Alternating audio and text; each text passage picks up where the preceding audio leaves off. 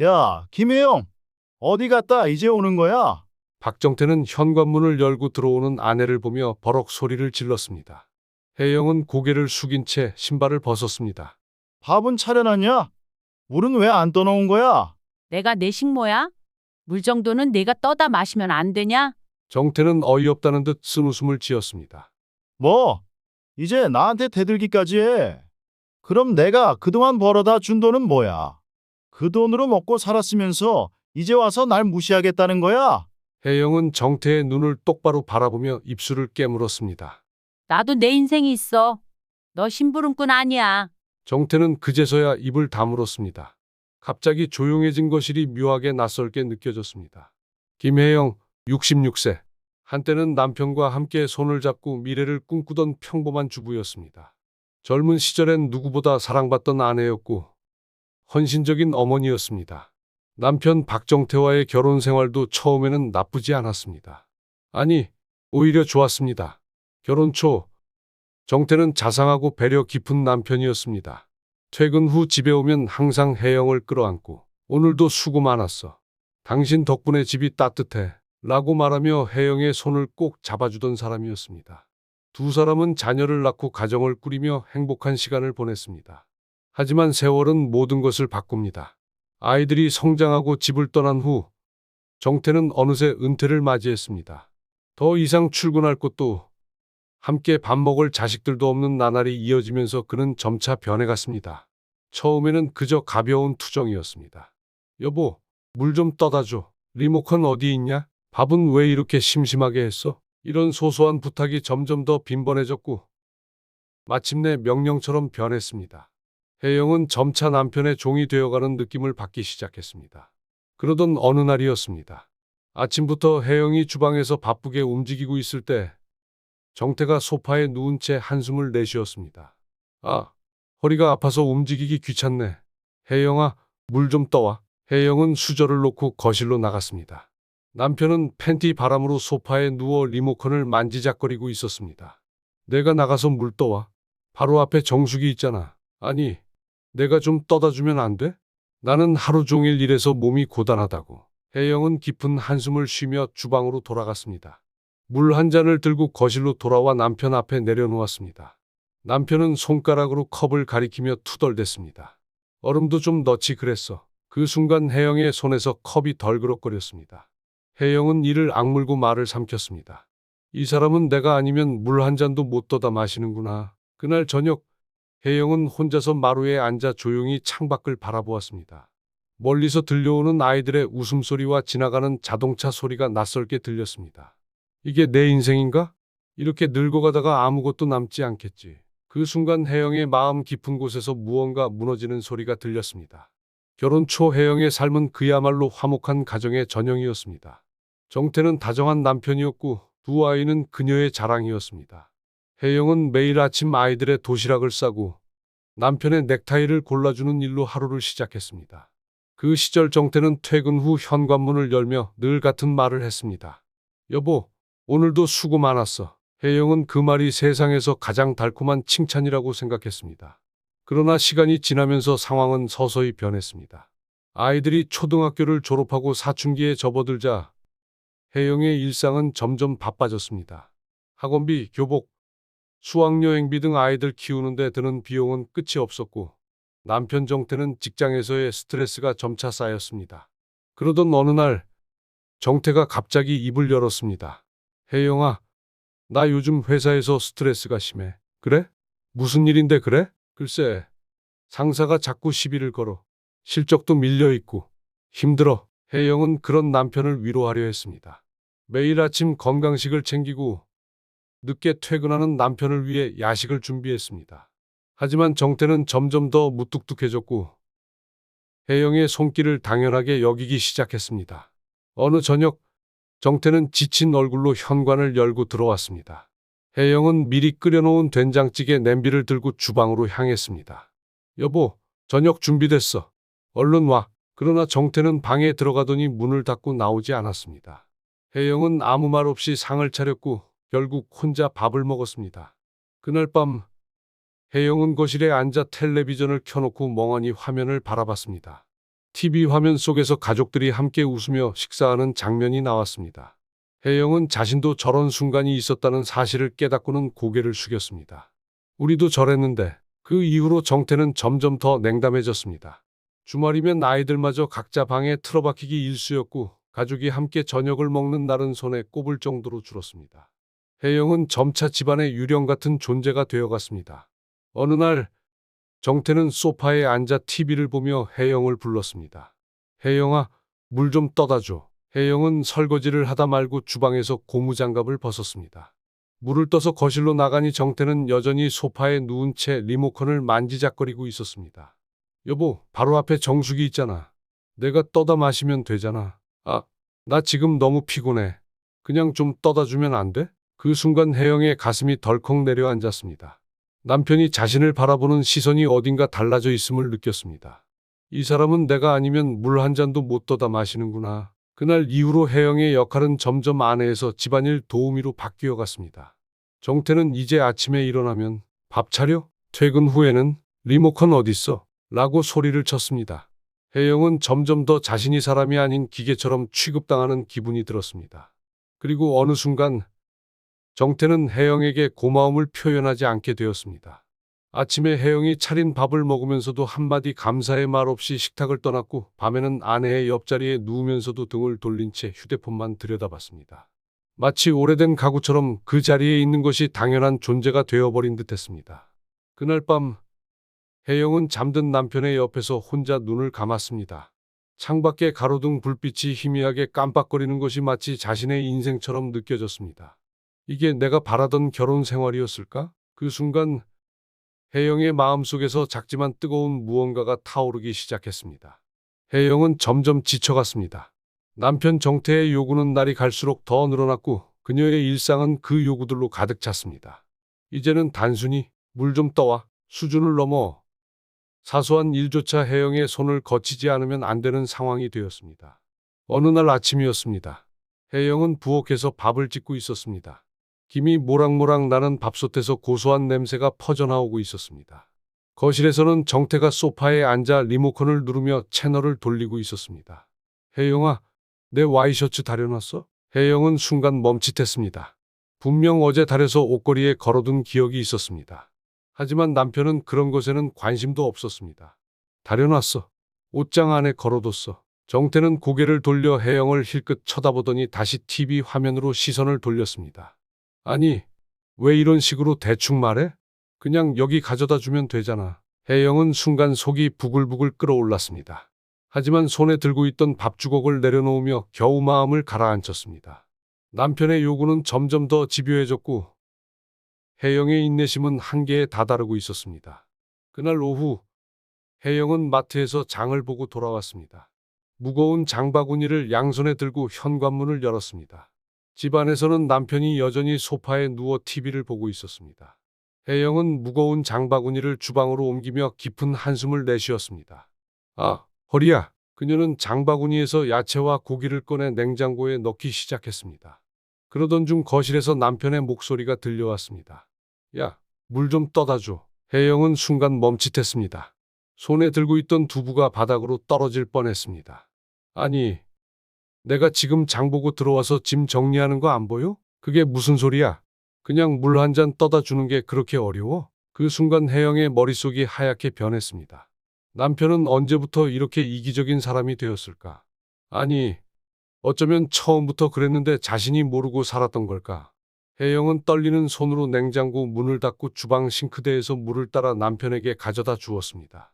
정태는 물컵을 받으며 아무런 감사의 말도 없이 TV 화면으로 시선을 돌렸습니다. 혜영은 그 모습을 보며 속으로 쓴웃음을 지었습니다. 내가 이러려고 결혼했나?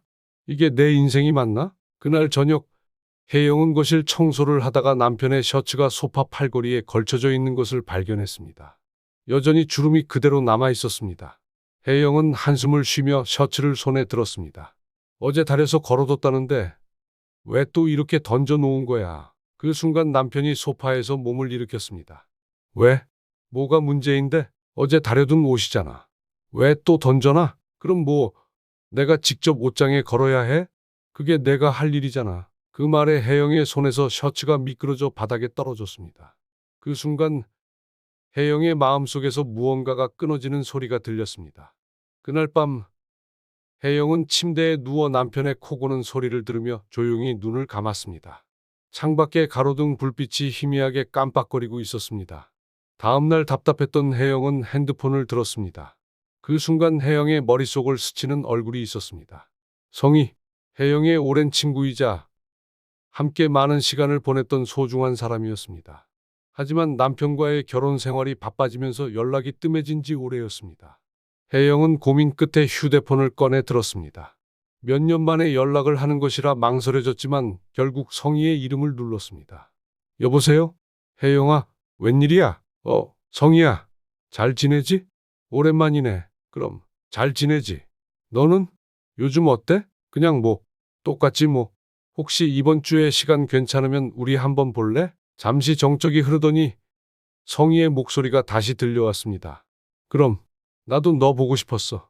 이번 주 토요일 어때? 좋아, 그럼 토요일에 카페에서 보자. 통화를 끊고 나니 혜영의 마음이 조금 설레기 시작했습니다.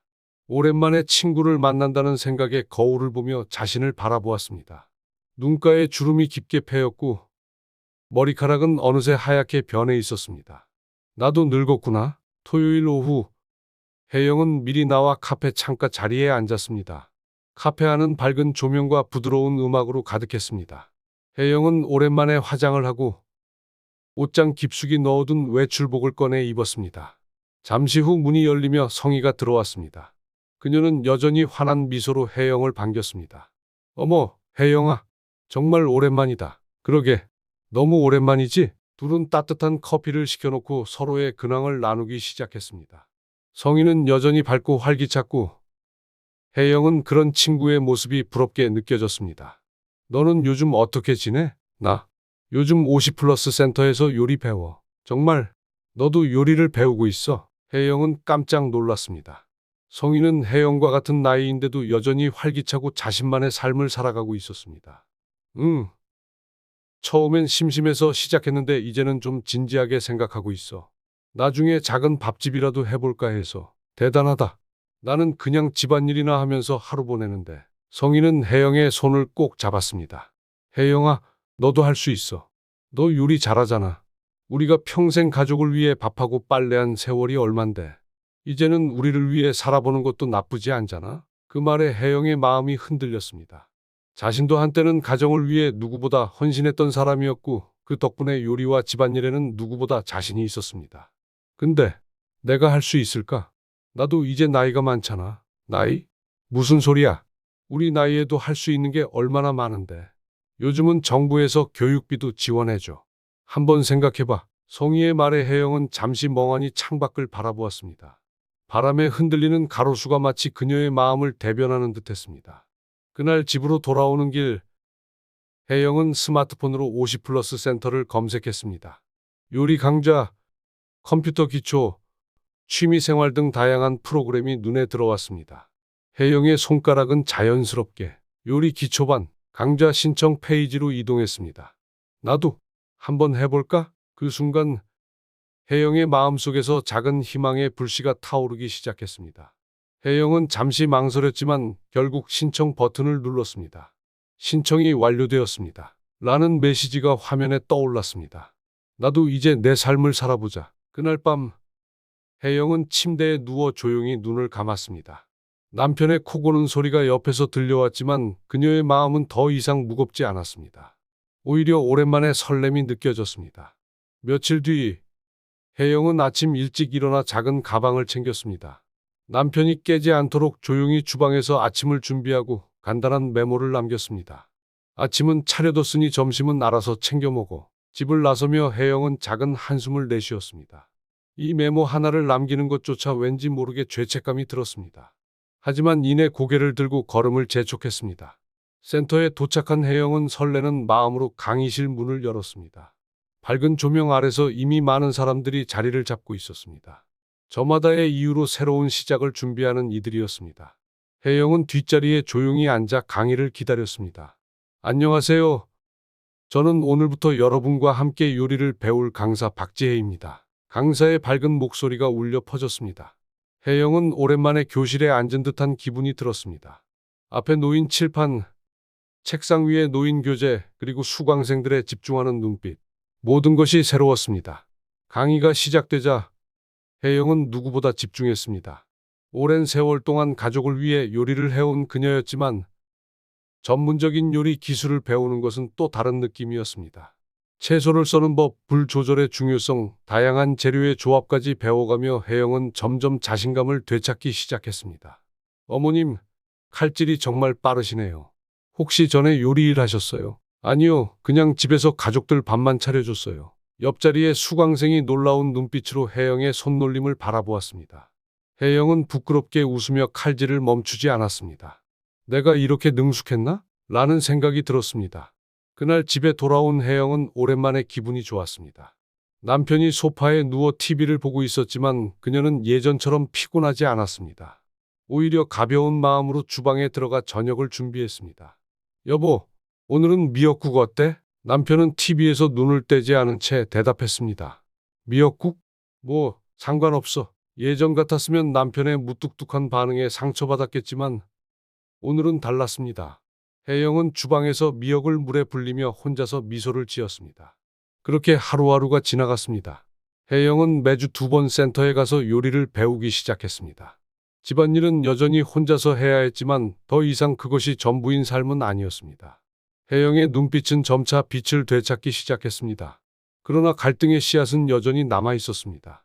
어느 날 저녁, 혜영이 주방에서 요리 연습을 하고 있을 때였습니다. 남편이 소파에서 몸을 일으키며 거실로 나왔습니다. 야, 요즘 왜 이렇게 집에 없는 날이 많아? 그냥, 나도 좀 바빠서. 바쁘다고? 내가 뭐가 바빠? 혜영은 남편의 물음에 잠시 멈칫했습니다. 이제껏 그녀는 언제나 집에 있었고 남편의 모든 요구를 들어주는 것이 당연한 일상이었기 때문입니다. 그냥 나도 배울 게 좀 있어서. 배우긴 뭘 배워? 나이 들어서 뭘 더 배운다고 그래? 남편의 말에 혜영은 처음으로 눈을 마주쳤습니다. 그의 눈빛은 어딘가 불편하고 초조해 보였습니다. 혜영은 잠시 숨을 고른 후 대답했습니다. 나도 이제 내 삶을 살아보려고. 그 순간 남편의 얼굴이 굳어졌습니다. 거실의 공기가 차갑게 변했습니다. 혜영은 더 이상 남편의 반응을 신경 쓰지 않기로 마음먹었습니다. 그날 밤 혜영은 오랜만에 깊은 잠에 들었습니다. 그녀의 꿈속에서는 밝은 주방에서 수강생들과 함께 요리를 배우는 장면이 펼쳐졌습니다. 혜영은 점차 자신감을 되찾아가고 있었습니다. 매주 2번의 요리 강좌는 그녀에게 새로운 활력을 불어넣어 주었습니다. 이제 혜영의 하루는 단순히 남편의 요구에 맞춰 돌아가는 것이 아니라 스스로 계획하고 움직이는 시간이 되었습니다. 어느 날 아침, 혜영은 주방에서 김치찌개를 끓이고 있었습니다. 뽀얗게 김이 오르는 냄비 속에서 맛있는 냄새가 퍼졌습니다. 그런데 거실에서 남편의 목소리가 들려왔습니다. 야, 내 양말 어디 있어? 혜영은 냄비 뚜껑을 덮고 거실로 나왔습니다. 소파에 앉아 TV를 보고 있는 남편은 혜영을 힐끔 쳐다보며 다시 한번 물었습니다. 양말 어디 있냐고. 아침부터 뭐 하는 거야? 혜영은 잠시 머뭇거리다 대답했습니다. 어제 세탁해서 옷장에 넣어뒀어. 남편은 어이없다는 표정으로 입을 삐죽거렸습니다. 그럼 꺼내서 좀 가져다 줄 수는 없냐? 혜영은 순간 참았던 화가 치밀어 올랐습니다. 이제는 물 한 잔도 스스로 떠다 마시지 않는 남편의 모습이 더 이상 견딜 수 없었습니다. 그날 오후, 혜영은 50플러스 센터에서 강의를 마치고 집으로 돌아왔습니다. 현관문을 열자마자 남편의 짜증 섞인 목소리가 들려왔습니다. 너는 요즘 왜 이렇게 바빠? 맨날 나가서 뭘 하고 다니는 거야? 혜영은 한숨을 내쉬며 가방을 내려놓았습니다. 나도 할 일이 있어서 그래. 나도 이제 내 인생을 살고 싶어. 남편은 순간 입을 다물었습니다.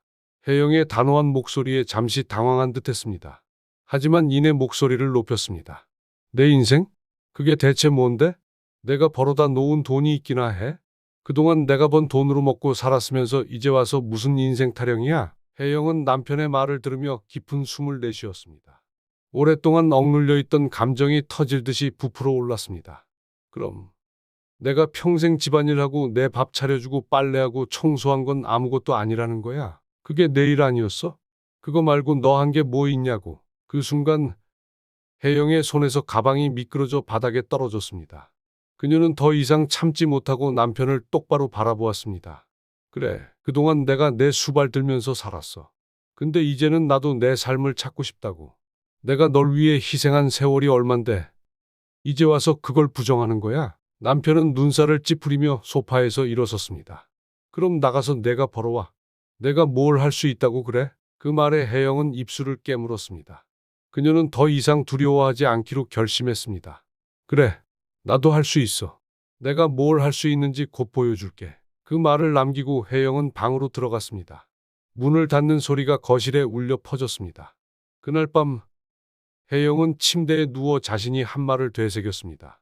내가 할 수 있을까? 라는 의구심이 잠시 스쳤지만 이내 고개를 저었습니다. 할 수 있어. 난 할 수 있어. 혜영은 스스로를 다독였습니다. 더 이상 남편의 명령에 따라 사는 삶은 끝냈습니다. 이제는 그녀 스스로의 삶을 찾아 나설 때였습니다. 다음 날 아침 혜영은 평소와 달리 일찍 일어나지 않았습니다.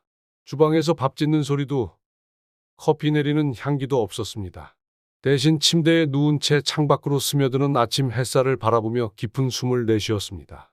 혜영은 침대에서 일어나 거실로 나왔습니다. 남편은 소파에 앉아 TV를 켜놓고 채널을 돌리고 있었습니다. 혜영은 냉장고에서 물 한 잔을 꺼내 마시고는 남편에게 무심하게 말했습니다. 오늘 점심은 알아서 챙겨 먹어. 남편은 순간 당황한 표정을 지었습니다. 평소처럼 혜영이 아침을 차려줄 거라 생각했던 그는 고개를 돌려 혜영을 바라보았습니다. 무슨 소리야? 밥 안 차려주고 어디가? 있어. 나 나간다. 혜영은 잠시 남편의 얼굴을 바라보다가 고개를 저었습니다. 더 이상 이 남자에게 설명할 필요가 없다고 생각했습니다. 대신 조용히 신발을 신고 집을 나섰습니다. 센터에 도착한 혜영은 오늘도 밝은 얼굴로 강의실 문을 열었습니다. 이제는 낯설지 않은 교실, 정겨운 수강생들 그리고 활기찬 강사의 목소리가 그녀를 반겼습니다. 어머님, 오늘은 어떤 요리를 배워볼까요? 좀 색다른 요리를 해보고 싶어요. 강사는 웃으며 준비해둔 재료를 꺼내기 시작했습니다. 혜영은 자신감 넘치는 손놀림으로 재료를 손질했습니다. 칼이 도마 위에서 경쾌하게 움직였고 그녀의 손끝에서 만들어진 요리들은 어느새 작은 걸작이 되어가고 있었습니다. 강의가 끝난 후 혜영은 센터 복도에서 복지사 민주를 마주쳤습니다. 민주가 활짝 웃으며 혜영을 반겼습니다. 어머님, 요즘 너무 잘하고 계세요. 혹시 나중에 일 해보실 생각은 없으세요? 일이요? 네. 요즘 복지관에서도 반찬 나눔 봉사 같은 프로그램이 많아요. 어머님 같은 분이 오시면 너무 든든하죠. 민주의 말에 혜영은 잠시 망설였지만 곧 고개를 끄덕였습니다. 그것도 괜찮겠네요. 나도 이제는 집에서만 지내고 싶진 않으니까. 민주는 미소를 지으며 혜영의 손을 꼭 잡았습니다. 네, 어머님 같은 분이 필요해요. 요리 실력도 좋으시고 마음씨도 따뜻하시니까요. 그날 집으로 돌아오는 길 혜영은 벌써 마음이 가벼워진 듯했습니다. 이제는 단순히 남편의 수발을 드는 삶이 아니라 스스로의 가치와 의미를 찾아가는 삶을 살 수 있다는 자신감이 생겼습니다. 집에 도착한 혜영은 주방으로 들어가 저녁을 준비했습니다. 남편은 여전히 소파에 누워 TV를 보고 있었습니다. 하지만 더 이상 그 모습이 혜영의 신경을 거슬리게 하지는 않았습니다. 밥은 언제 돼? 남편의 짜증 섞인 목소리가 들려왔지만 혜영은 대답하지 않았습니다. 대신 조용히 식탁에 밥상을 차렸습니다. 평소보다 간단한 반찬과 국이 놓인 밥상이었습니다. 남편은 자리에 앉아 밥을 뜨며 툴툴거렸습니다. 요즘 왜 이렇게 반찬이 부실해? 그럼 내가 해 먹어. 남편은 혜영의 단호한 말에 순간 젓가락을 멈췄습니다. 그동안 혜영의 말이라면 묵묵히 받아들이던 그가 처음으로 거부감을 드러낸 순간이었습니다. 하지만 혜영은 더 이상 물러서지 않았습니다. 내 밥 챙겨주는 게 내 인생의 전부는 아니야. 남편은 순간 아무 말도 하지 못했습니다. 혜영의 단단한 눈빛에 주눅이 든 듯한 표정을 지었습니다. 혜영은 남편을 외면한 채 방으로 들어갔습니다. 그날 밤 혜영은 오랜만에 일기를 썼습니다. 오랫동안 잊고 있던 작은 수첩을 꺼내어 펜을 들었습니다. 오늘 나는 내 삶을 시작했다. 그녀는 조용히 웃음을 지었습니다. 작은 수첩 위로 흘러내리는 펜 끝에서 희망이 피어나고 있었습니다. 혜영은 복지관에서의 봉사 활동을 통해 조금씩 자신감을 되찾아갔습니다.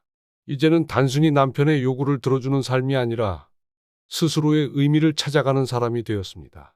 어느 날 복지관에서 봉사를 마치고 나오던 혜영은 복지사 민주를 마주쳤습니다. 민주가 밝은 얼굴로 혜영에게 다가왔습니다.